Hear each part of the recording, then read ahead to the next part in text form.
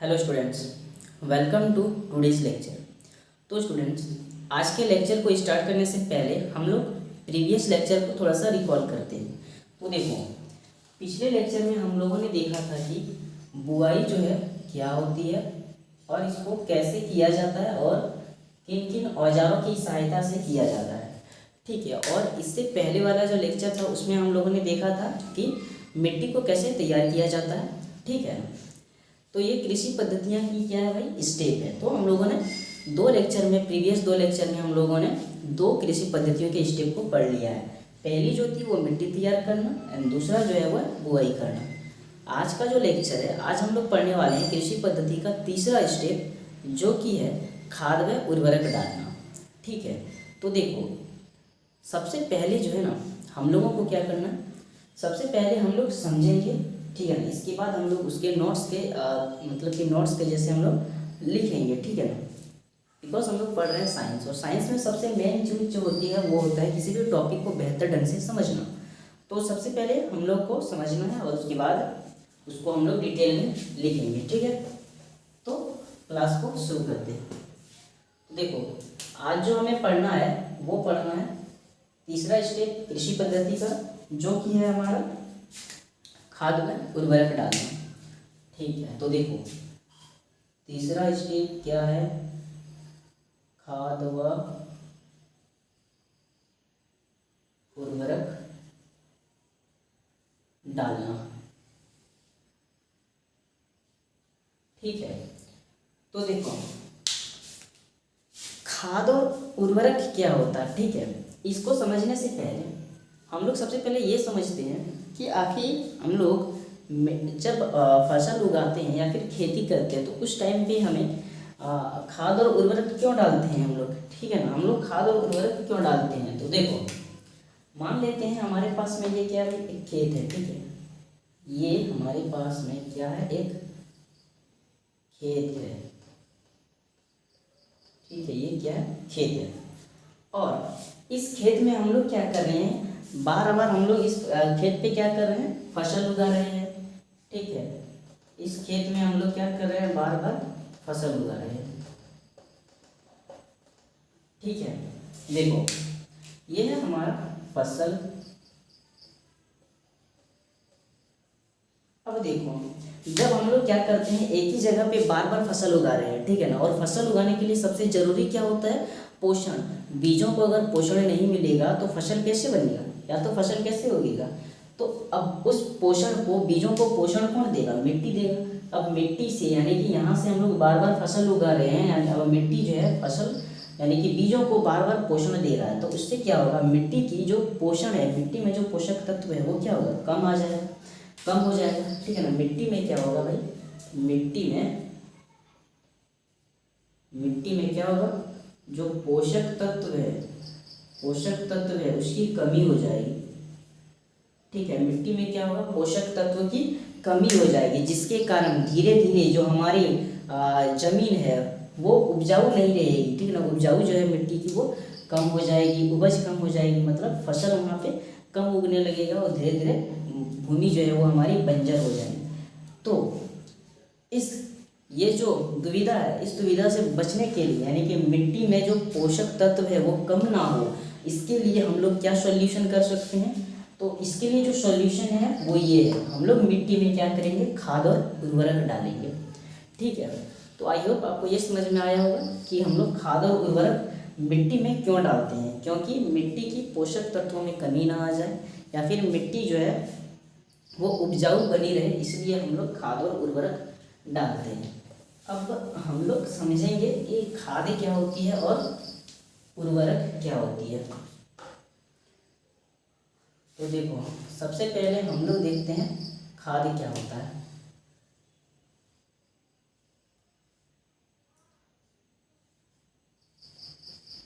ठीक है, तो देखो, खाद जो होती है ये एक कार्बनिक पदार्थ है। ठीक है, खाद क्या है भाई, खाद एक कार्बनिक पदार्थ है। ये क्या है, कार्बनिक पदार्थ है। ठीक है, खाद क्या है, कार्बनिक पदार्थ है। अब कार्बनिक पदार्थ क्या होता है, तो देखो कार्बनिक पदार्थ होता है जो हमारे पास में जो जंतुएं होती हैं, ठीक है, और जो पेड़ पौधे हैं उसके जो अपशिष्ट पदार्थ होते हैं, ठीक है, वही क्या बन जाता है, धीरे धीरे सड़ जाता है और अपघटित होकर के वो कार्बनिक पदार्थ बन जाता है। ठीक है, तो देखो कैसे लिखेंगे कि यह पेड़ पौधे व जंतुओं के अपशिष्ट पदार्थों से बनता है। क्या बोला, ये जो है यानी कि कार्बनिक पदार्थ जो होता है ये किससे बनता है, पेड़ पौधे और जंतुओं के अपशिष्ट पदार्थ से बनता है। अब देखो अपशिष्ट पदार्थ क्या होता है, ठीक है, तो देखो हम लोग देखते हैं यहाँ पे जंतुओं को ले लेते हैं। देखो जंतुओं में हम लोग एक एग्जाम्पल ले लेते हैं, किसका, गाय का एक एग्जाम्पल ले लेते हैं। ठीक है, गाय अपशिष्ट पदार्थ का मतलब यहाँ पे बेसिकली किससे होता है, लेट्रिन से होता है। ठीक है, लेट्रिन से। अब जैसे कि गाय का लेट्रिन यानी कि गाय क्या देती है, गोबर देती है जी, तो ये हो गया गोबर। गोबर यहाँ पे क्या हो गया, अपशिष्ट पदार्थ हो गया। ठीक है ना। अब उसी तरह पेड़ पौधे से भी अगर हम लोग ले लेते हैं, पेड़ पौधे से अगर ले लिए हम लोग, तो पेड़ पौधे का अपशिष्ट पदार्थ क्या होगा, सड़ी गली पत्ती, सड़ी गली पत्तियां, ये क्या हो जाएगी, पेड़ की अपशिष्ट पदार्थ हो जाएगा। तो ये दोनों, ठीक है ना, ये दोनों या फिर बोल सकते हैं कि जंतुओं के जितने अपशिष्ट पदार्थ होते हैं और पेड़ पौधे के, तो ये क्या होता है, अपघटित होने लगता है। ठीक है, ये क्या होता है, अपघटित हो जाता है, अपघटित हो जाता है। और इसको जो है ना हम लोगों ने इस चैप्टर के पहले लेक्चर में भी हम लोगों ने इसको समझाया था। ठीक है, कि जो हमारे पास में जो होती है अपशिष्ट पदार्थ जो होती है वो अपघटित हो जाती है, और इसे अपघटित कौन करता है, इसे अपघटित करती है सूक्ष्म जीव। ठीक है ना, इसे अपघटित कौन करती है, सूक्ष्म जीव। तो जब ये अपघटित हो जाता है तो इससे क्या होता है भाई, पोषक तत्व बन जाता है ये। ठीक है, अपघटित होकर क्या बन जाता है, पोषक तत्व बन जाता है। ठीक है ना, और इसे हम लोग खाद के रूप में यूज करते हैं। ठीक है ना, खाद के रूप में उपयोग करते हैं। ठीक है, तो हम लोगों ने यहाँ पे देख लिया कि खाद क्या होता है। खाद क्या होता है, सिंपल है, ये एक कार्बनिक पदार्थ होता है। अब कार्बनिक पदार्थ क्या होता है, तो देखो ये जो कार्बनिक पदार्थ होता है ना, ये पेड़ पौधे और जंतुओं के अपशिष्ट पदार्थ से बनता है। अब अपशिष्ट पदार्थ क्या होता है, तो देखो जो जंतु और पेड़ पौधे, जैसे कि जंतुओं में बात करते हैं तो अगर गाय का ले तो वो क्या देती है, गोबर। एंड पेड़ पौधे से अगर हम लोग सड़ी गली पत्तियां ले तो ये यहाँ पे ये क्या है, हमारा अपशिष्ट पदार्थ है। ये अपशिष्ट पदार्थ क्या होती है, सूक्ष्मजीव जो होता है इसको अपघटित कर देता है, मतलब इसको और सड़ा गला देता है। ठीक है, तो उसके बाद हमको यहाँ पे क्या मिल जाता है, पोषक तत्व मिल जाता है। इससे अपघटित होने के बाद ये पोषक तत्व में बदल जाता है। अब ये पोषक तत्व जो होता है इसको हम लोग खाद के रूप में उपयोग करते हैं। ठीक है, खाद के रूप में। अब देखो ये जो पोषक तत्व बना इसको हम लोग खाद के रूप में उपयोग करके इसको हम लोग क्या किए, मिट्टी में डाल दिए। ठीक है, मिट्टी में क्या कर दिया, डाल दिया। अब देखो इसमें क्या है, पोषक तत्व है, तो इन पोषक तत्वों को क्या कर दिया हम लोगों ने, मिट्टी में डाल दिया। पोषक तत्वों को क्या किया, मिट्टी में डाल दिया, जिससे मिट्टी जो है वो उपजाऊ बनेगी। मतलब मिट्टी में अब क्या है, पोषक तत्व आ गया है, अब ये जो है वो उपजाऊ बन जाएगी। ठीक है ना, ये जो है वो उपजाऊ बन जाएगी और ये ज़्यादा से ज़्यादा फसल को उगाएगी। ठीक है ना, बिकॉज अगर मिट्टी के पास जितना ज़्यादा पोषण होगा यानी कि पोषक तत्व होगा तो उतना ही ज़्यादा वो बीजों को पोषण दे पाएगा और उतना ही ज़्यादा हमारे पास में फसल आएंगी। तो आई होप कि खाद क्या होता है ये आप लोगों ने समझ लिया होगा। इसको हम लोग एक और तरह से समझ सकते हैं,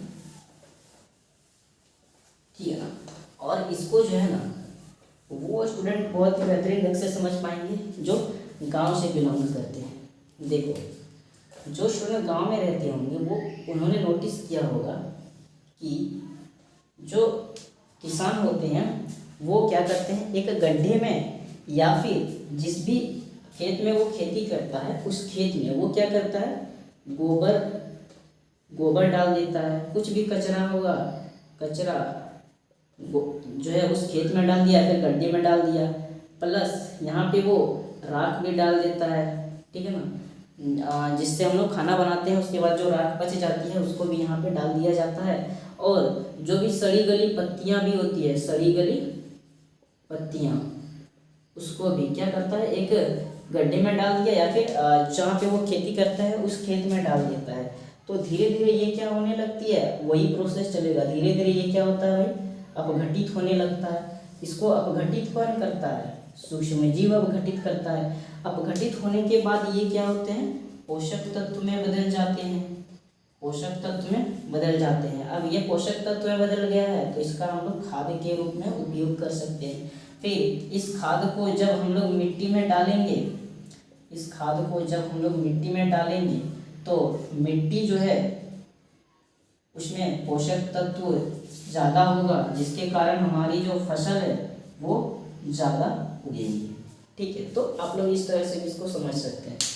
अब जो दूसरा है वो है उर्वरक क्या होता है। तो अभी हम लोग समझेंगे उर्वरक के बारे में।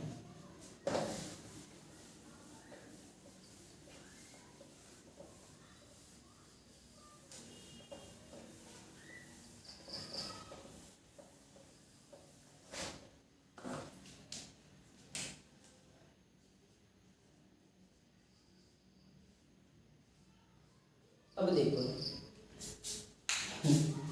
उर्वरक क्या होता है। जैसे हम लोगों ने खाद में लिखा था, जो खाद होता है वो हमारा क्या होता है, कार्बनिक पदार्थ होता है। ठीक है, उसी तरह जो ये जो उर्वरक होता है ये रासायनिक पदार्थ होता है। ठीक है, उर्वरक जो होता है ये रासायनिक पदार्थ है। ठीक है, उर्वरक क्या है, एक रासायनिक पदार्थ है। मतलब ये जो है उर्वरक जो होता है इसको जो है केमिकल वगैरह डाल करके बनाया जाता है। ठीक है, अलग अलग केमिकल को अलग अलग मात्रा में मिला करके बनाया जाता है। ठीक है, फिर हम लोगों ने देखा कि जो जैसे जो हमारे पास में कार्बनिक पदार्थ था वो कैसे बन रहा था भाई, सिंपल है, अपशिष्ट पदार्थ से बन रहा था, पेड़ पौधे और जंतुओं के। उसी तरह जो हमारा उर्वरक है ये किससे बनता है, पहली बात तो ये रासायनिक पदार्थ है। ठीक है ना, दूसरा ये किससे बनता है, ये केमिकल वगैरह से बनता है। ठीक है ना, केमिकल के उपयोग से बनता है। ठीक है, तीसरा हम लोगों ने देखा कि जो खाद था उसे कैसे बनाया जाता था, सिंपल है, या फिर कहाँ बनाया जाता था, जैसे कि जो किसान होते हैं जो भी अपशिष्ट पदार्थ है उसको खेत में डाल दिया जाता था और वो धीरे धीरे अपशिष्ट होकर के खाद वगैरह में बन जाता था। सेम उसी तरह से अगर देखिए उर्वरक जो होता है इसको कहाँ पे बनाया जाता है, तो उर्वरक को जो है प्रयोगशाला में बनाया जाता है। ठीक है, प्रयोगशाला में बनाया जाता है। ठीक है, और बहुत ज़्यादा मात्रा में, ठीक है ना, अगर हमको बहुत ज़्यादा मात्रा में बनाना है तो इसे फैक्ट्री में बनाया जाता है। ठीक है, कहाँ पे बनाया जाएगा, इसको फैक्ट्री में बनाया जाता है। ठीक है, तो यहाँ पर हम लोगों ने देख लिया कि इसको जो है प्रयोगशाला और फैक्ट्री में बनाया जाता है। अब उर्वरक के कुछ उदाहरण देख लेते हैं कि क्या क्या हमारे पास में हो जाए। उर्वरक क्या है, देखो अमोनिया जो होती है, ठीक है, अमोनिया, यूरिया, ठीक है, ये सब क्या होती है, ये सब उर्वरक होता है। ठीक है, ये सब क्या होता है, उर्वरक होता है, यानी कि इसको जो है केमिकल से बनाया जाता है। फिर हो जाएगा सल्फेट हो गया, ठीक है, सल्फेट हो गया, और फिर होता है एक NPK।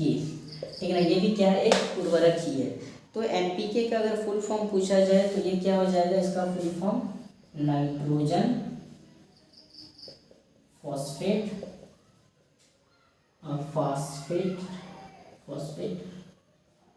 पोटेशियम। ठीक है, तो ये होता है कुछ, इसके उदाहरण हो जाएगा किसका, उर्वरक का।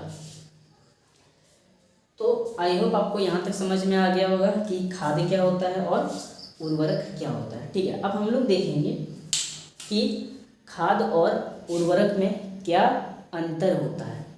ठीक है, लेकिन खाद और उर्वरक को, एक मिनट रुक जाओ जरा। तो देखो, खाद और उर्वरक के अंतर को पढ़ने से पहले हम लोग समझेंगे कि खाद और उर्वरक में सबसे बेस्ट कौन है। ठीक है ना, यानी कि हमको जो है किसका उपयोग करना चाहिए, खाद का उपयोग करें या फिर उर्वरक का उपयोग करें। तो देखो,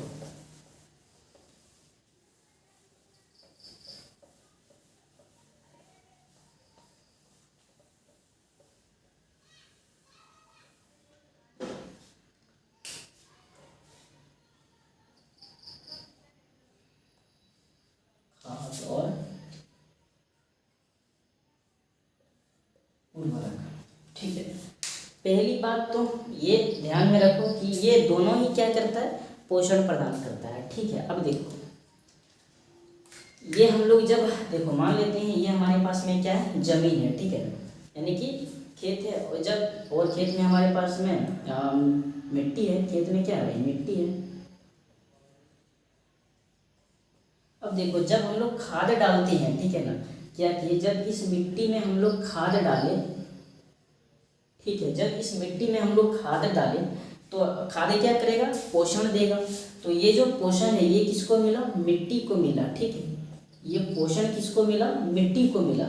अब ये मिट्टी क्या करेगा, फसल को पोषण प्रदान करेगा। ठीक है, फसल को पोषण प्रदान करेगा। लेकिन जब यहाँ पे खाद मिट्टी को डाले तो मिट्टी में जो है ना पोषण यानी कि पोषक तत्व तो मिट्टी में बढ़ गया, तो धीरे धीरे यहाँ पे क्या होगा, मिट्टी जो है इसकी गुणवत्ता अच्छी होती जाएगी, मतलब मिट्टी जो है वो ज़्यादा उपजाऊ होती जाएगी। ठीक है, लेकिन वहीं पे अगर हम लोग उर्वरक की बात करते हैं, जैसे ये हमारा खेत है, तो जब हम लोग उर्वरक खेत में डालते हैं, ठीक है ना, जब हम लोग उर्वरक डालते हैं खेत में, ठीक है, और ये हमारे पास में मान लेते हैं क्या है, फसल है, तो उर्वरक मिट्टी जो होती है ना, तो उर्वरक में जो पोषक तत्व होता है, उर्वरक में जो पोषक तत्व होता है उसका यूज मिट्टी नहीं करती है। ठीक है ना, ये जो है सीधे जो है हमारे फसल में पोषक तत्व जो होती है चली जाती है। मिट्टी जो होती है, पोषक जो उर्वरक होती है इसका पोषक तत्व नहीं लेती है, सीधे यहाँ पे फसल को मिल जाती है। ठीक है, तो जिसकी वजह से यहाँ पे देखो बार बार हम लोग यहाँ पे अगर उर्वरक का यूज करेंगे तो यहाँ पे जो पोषण मिल रहा है वो तो डायरेक्ट फसल को मिल रहा है। मिट्टी मतलब यहाँ पे तो मिट्टी कोई काम नहीं कर रही है, तो इसलिए यहाँ पे ये जो मिट्टी है धीरे धीरे क्या होगी भाई, उपजाऊ इसकी जो होती है वो कम होती जाएगी। उस प्रकार से ये जो मिट्टी है ये हमारा बंजर बन जाएगी, मतलब यहाँ पे धीरे धीरे खेती नहीं होगा। ठीक है, लेकिन यहाँ पे सीधा जो पोषण है सीधा मिट्टी को मिल रहा है, जिससे इसकी उपजाऊ जो होती है वो बढ़ रही है, और यहाँ पे उपजाऊ जो है इसकी घट रही है। तो इन दोनों में बेस्ट कौन सा होगा, सिंपल है, खाद बेस्ट होगा। लेकिन हम लोग अधिकतर जो है उर्वरक का यूज कर रहे हैं। ठीक है ना, तो खाद बेस्ट होने के बावजूद हम लोग यहाँ पे उर्वरक का यूज कर रहे हैं। ठीक है, तो ऐसा क्या रीज़न है कि हम लोग यहाँ पे जो है उर्वरक का यूज कर रहे हैं लेकिन खाद का यूज नहीं कर रहे हैं, जबकि हमारी भूमि के लिए अगर हमको जहाँ पे फसल उगाना है वहाँ हमारी खेती के लिए सबसे बेस्ट है खाद, लेकिन हम लोग इसका उपयोग नहीं कर रहे हैं। तो उसका जो मेन या फिर बोले तो कुछ उसमें से एक रीज़न तो ये है कि जो खाद होती है ये जल्दी नहीं घुलती है। ठीक है, जल्दी नहीं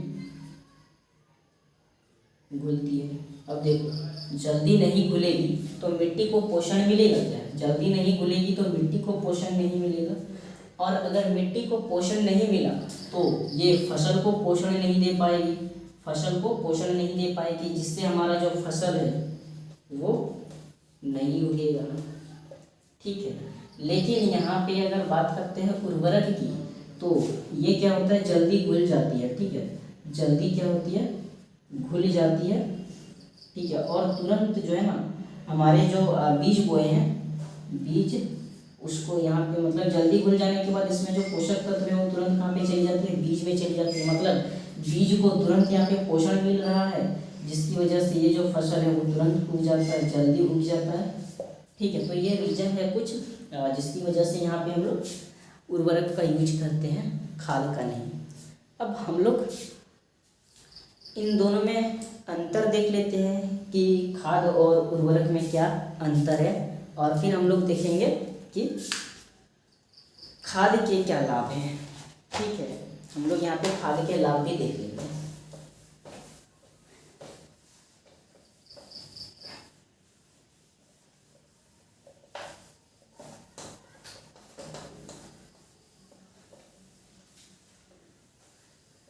तो सबसे पहले अगर हम लोग देखें, हम लोगों ने यहाँ पे बोला कि हम लोग को यहाँ पे देखना है खाद और उर्वरक में क्या अंतर है, ये देखना है। ठीक है,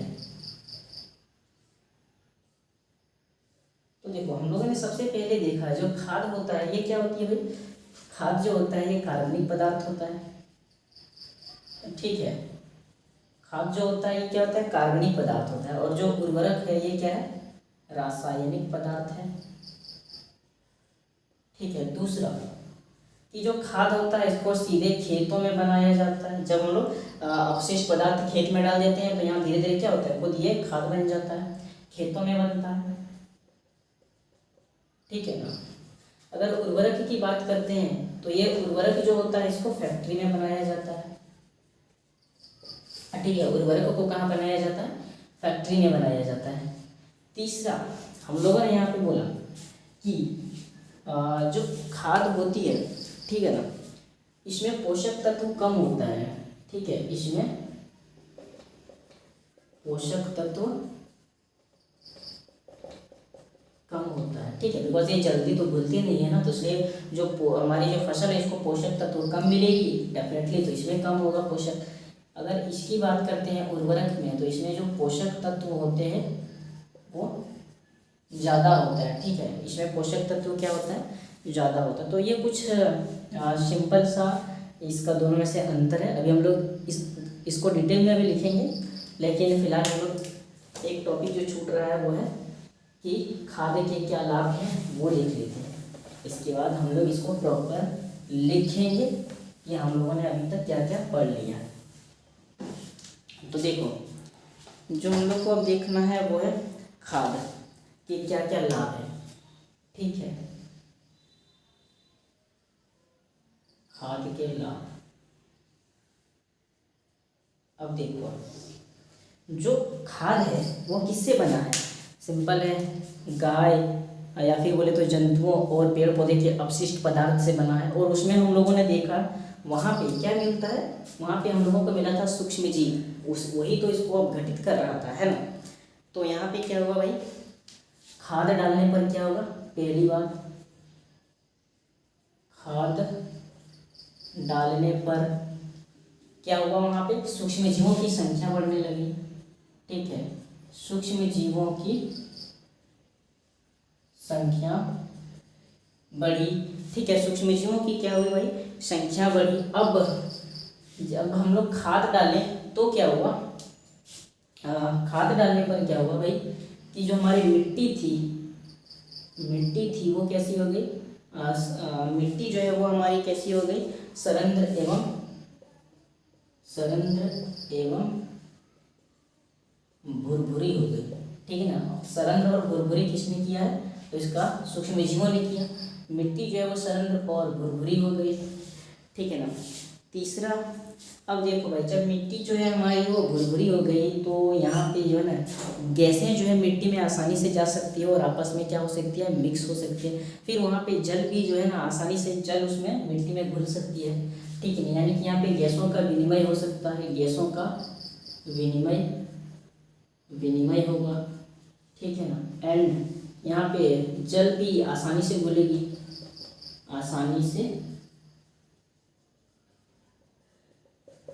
जल भी यहाँ पे क्या होगा, आसानी से घुलेगी। ठीक है, तो यहाँ पे हम लोगों का जो है ना पूरा टॉपिक कंप्लीट होता है। आई होप आपको समझ में आया हो। अभी हम लोग इसको पूरे डिटेल में एवं साफ सुथरा लिखना है कि हम लोगों ने अभी अभी कितना कुछ पढ़ लिया इसको। ठीक है, अब देखो हम लोगों ने अभी तक जितना कुछ पढ़ा है उसको हम लोगों ने एक बोर्ड में लिख दिया है। तो हम लोगों ने पढ़ा उर्वरक और खाद के बारे में। तो खाद जो होता है एक कार्बनिक पदार्थ है और पौधे और जंतुओं के अपशिष्ट पदार्थ से प्राप्त होती है। फिर उर्वरक के बारे में पढ़ा कि ये एक रासायनिक पदार्थ है और इसे फैक्ट्री में बनाया जाता है। उदाहरण हो जाएगा उर्वरक का यूरिया, अमोनिया, सल्फेट, एनपीके। ठीक है। फिर हम लोगों ने देखा खाद के क्या लाभ होता है। तो खाद डालने पर मित्र जीवाणुओं की संख्या क्या हो जाती है, बढ़ जाती है। मित्र जीवाणु क्या होते हैं, ये मिट्टी को सरंध्र और भुरभुरी कर देती है, जिससे गैसों का विनिमय आसान हो जाता है और जल धारण क्षमता बढ़ जाती है। फिर हम लोगों ने खाद और उर्वरक में अंतर देखा। तो यहाँ पे हम लोगों ने अंतर क्या देखा कि खाद जो होती है कार्बनिक पदार्थ है, उर्वरक रासायनिक पदार्थ है। खाद जो होता है इसको खेतों में बनाया जाता है, उर्वरक को फैक्ट्री में बनाया जाता है। खाद जो होती है ये क्या होती है, खाद से मिट्टी को ह्यूमस प्राप्त होता है। ह्यूमस क्या होता है, पोषण ही होता है। ठीक है, पोषण यानी कि पोषक तत्व। खाद से मिट्टी को पोषक तत्व प्राप्त होता है, लेकिन उर्वरक से प्राप्त होता है क्या, नहीं। उर्वरक से जो पोषक तत्व आते हैं वो तो सीधे फसल को लगता है, इसलिए यानी कि जो उर्वरक से मिट्टी को ह्यूमस प्राप्त नहीं होता। पादप जो होते हैं इसमें पोषक जो होता है तुलनात्मक रूप से कम होता है, मतलब खाद में पोषण कम होता है, ठीक है, पोषक तत्व, लेकिन उर्वरक में पोषक तत्व जो होता है वो ज़्यादा होता है। ठीक है, अब देखो जो खाद होता है ये पानी में अवघुलनशील होता है, जिसकी वजह से ये अवशोषित नहीं हो पाता है और इससे जो पोषक तत्व होता है वो कम मिलता है। लेकिन उर्वरक जो होते हैं ये पानी में क्या होते हैं, अत्यधिक घुलनशील होते हैं और इसी वजह से ये अवशोषित हो जाता है। ठीक है ना, सीधा ये जो है फसलों को ये लग जाता है, कौन, हमारा उर्वरक। तो आज के लेक्चर में हम लोगों ने ये पढ़ा है, क्या पढ़ा, खाद और उर्वरक के बारे में। तो ये कृषि पद्धति की तीसरा स्टेप था और इसको हम लोगों ने बहुत ही डिटेल में समझा। उम्मीद है कि आपको ये जो क्लास है समझ में आया होगा। अगर समझ में आता है तो वीडियो को लाइक करो, चैनल सब्सक्राइब कर दो, एक कमेंट कर दो। मिलते हैं नेक्स्ट लेक्चर में, तब तक के लिए चलिए।